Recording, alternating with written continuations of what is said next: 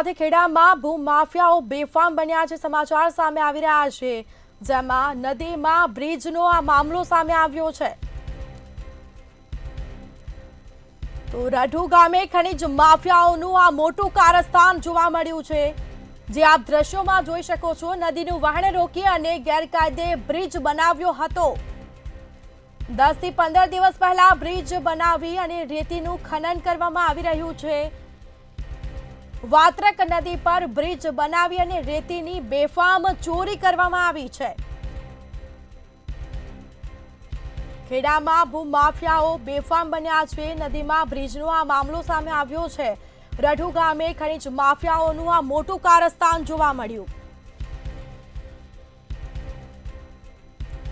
તો નદીનું વહેણ રોકી અને ગેરકાયદે બ્રિજ બનાવ્યો હતો। 10 થી 15 દિવસ પહેલા બ્રિજ બનાવીને રેતીનું ખનન કરવામાં આવ્યું છે। નદીના વહેણને રોકી અને બ્રિજ ઉપર બનાવવામાં આવ્યો છે, જેના સીધા દ્રશ્યો અમે આપને બતાવી રહ્યા છીએ। તો રેતી ચોરવા ભૂમાફિયાઓએ પાણીના વહેણને રોક્યું છે। હજારો મેટ્રિક ટન રેતી ખનન બાદ તંત્રને જાણ થઈ છે। અત્યાર સુધી તંત્ર ઘોર નિંદ્રામાં હતું। હવે તંત્રને જાણ થઈ, કલેક્ટરની સૂચનાથી રાતોરાત બ્રિજને તોડી પાડવામાં આવ્યો।